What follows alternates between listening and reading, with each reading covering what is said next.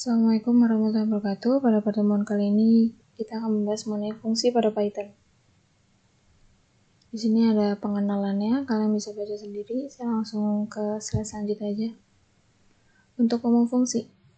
Oke, jadi di sini itu ada bentuk umumnya yaitu def, nama, underscore, fungsi. Ini tuh udah bentuk umumnya ya. Jadi kalian kalau ketemu ini kalian harus tahu def itu fungsi. Ini yang sebelum buka kurung tutup kurung itu namanya nama fungsi, lalu buka kurung tutup kurung, baru titik 2. Nah, di sini karena fungsi termasuk blok kode, maka setelah mendeklarasikan kepala fungsi, selanjutnya pada tubuh fungsi atau di dalam blok tersebut, perlu adanya ruang atau space yang menjorok ke kanan, yang lebih dikenal dengan sebutan indentasi. Di sini ada contohnya, def itu fungsi, hello itu nama fungsi, buka kurung tutup kurung titik 2, lalu kalian enter, habis di enter kalian tab, biar muncul indentasinya. Kayak gitu. Lalu di sini ada bukan pakai spasi ya, ingat ya, spasi sama tab itu beda. Selanjutnya di sini ada body atau isi fungsinya. Di sini kita akan mencetak hello, lalu akan mencetak lagi world. Oke, selanjutnya cara memanggil fungsi. Jadi kalau fungsi itu perlu adanya pemanggilan. Jadi dia nggak bisa langsung mencetak di sini aja. Dia perlu ada panggilan seperti ini. Gimana sih nentuin panggilannya itu? Panggilan itu sesuai sama nama fungsi yang kita buat. Kalau di sini di contohnya itu nama fungsinya itu salam, berarti pas panggil kita juga salam lagi. Bedanya cuma nggak ada titik 2-nya. Oke. Nanti kalau udah kayak gitu, kita akan mencetak hello selamat pagi. Mungkin untuk Python yang sekarang itu printnya itu pakai buka kurung tutup kurung ya. Kalau di sini kan masih nggak pakai kayak gitu. Contoh kedua itu ada def, nama fungsi lagi, nama fungsinya adalah salam, lalu print hello selamat pagi. Bedanya hanya pemanggilannya ada 3. Bisa dilihat di hasilnya juga ada 3. Jadi sebanyak apapun panggilannya dia akan mencetak sebanyak itu. Misalkan di sini saya manggilnya 3, berarti dia akan keluar mencetaknya sebanyak 3 kali. Kayak gitu. Oke, selanjutnya fungsi parameter dan cara memanggilnya. Beda sama fungsi biasa itu di dalam buka kurung tutup kurungnya itu ada isinya. Sementara kan kalau tadi kosong tuh. Terus untuk ngeprintnya juga itu sesuai sama parameternya.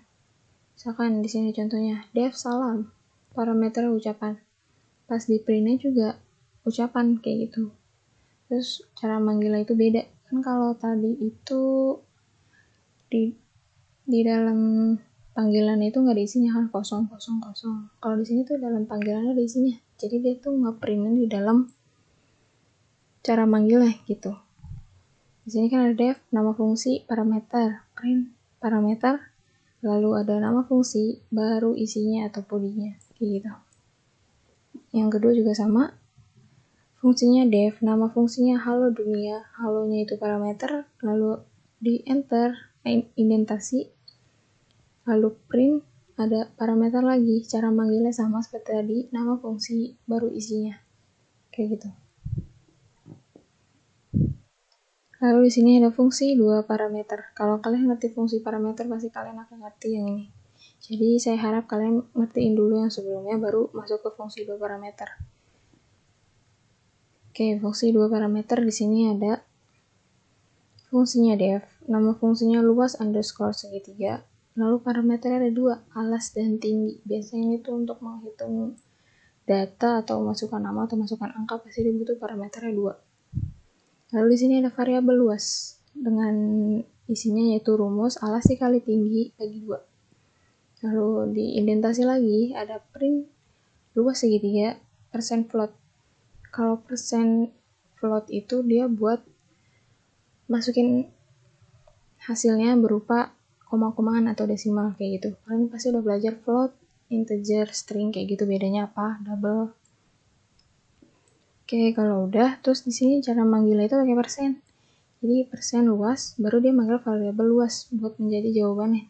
Di sini bedanya itu kita nggak nginput, tapi udah ada datanya yaitu alasnya 4, tingginya 6, dan hasilnya akan seperti ini. Oke, 12, sekian. Ada contoh lagi nih yang kedua. Def itu fungsi, luas persegi panjang itu nama fungsinya. Panjang koma lebar itu parameter.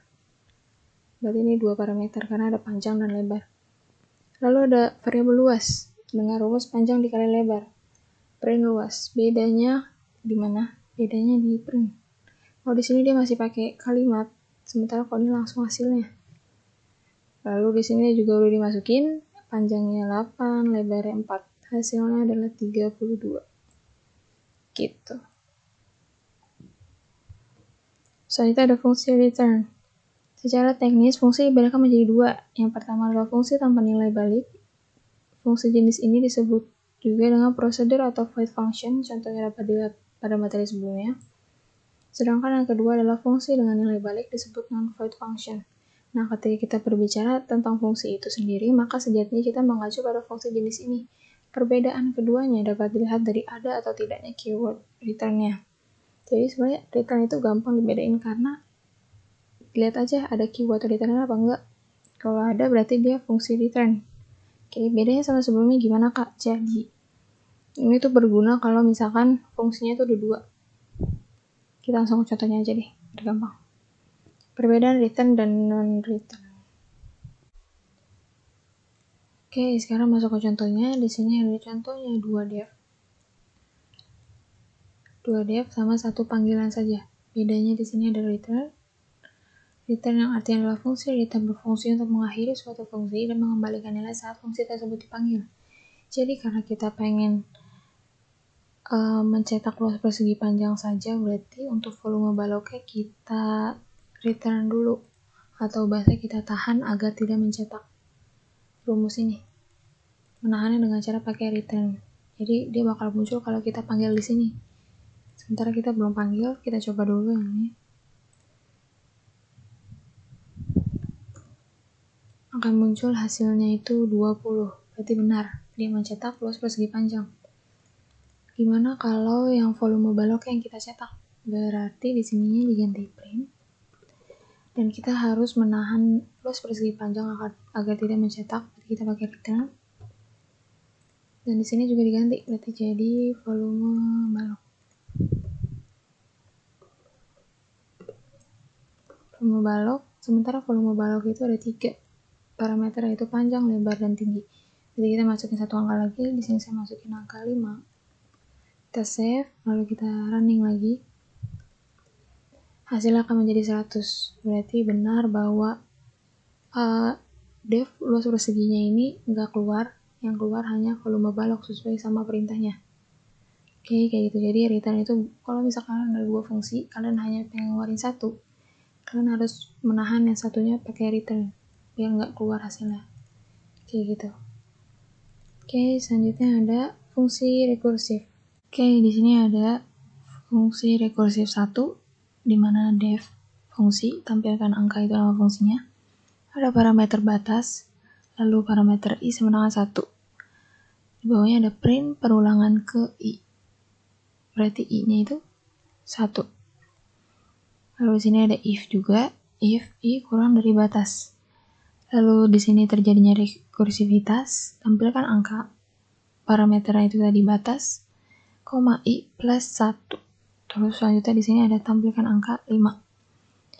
Oke, saya coba untuk code ini dulu running. Rekursif.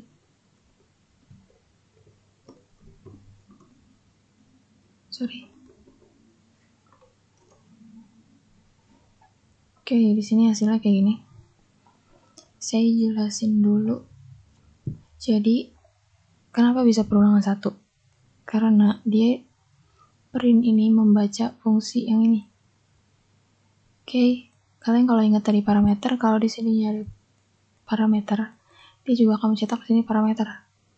Oke, berarti kan di sini 1. Berarti dia dimulai dari angka 1. Baru dia membaca if-nya. Jadi, kalau di sini tuh polanya nyetak dulu baru baca data. Oke, jadi otomatis i-nya ini ngikut dong sama yang dari print-nya. Berarti di sini 1. 1 kurang dari batas. Kalau kalian bingung batasnya itu yang mana? Batas itu yang ini. 5. Jadi di sini kan batasnya 5, berarti 1 kurang dari 5 benar, berarti masuk ke tampilkan angka atau ini batasnya. Batas koma i plus 1 berarti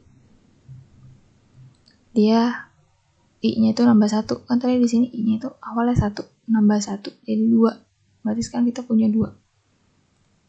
Oke. Itu belum nyetak ya, itu baru masukin datanya aja. Kita baru nyetak kalau kita naik lagi nih ke print.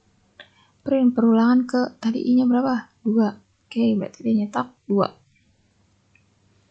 Selanjutnya, baru ngitung lagi nih, if 2 kurang dari batas, benar, berarti masuk lagi ke tampilkan angka. Nambah lagi 1, berarti jadi 3. Kita naik lagi ke print. Print perulangan ke 3. Berarti kita masuk lagi nih ke if. Kita cek lagi di if itu masih bisa nggak?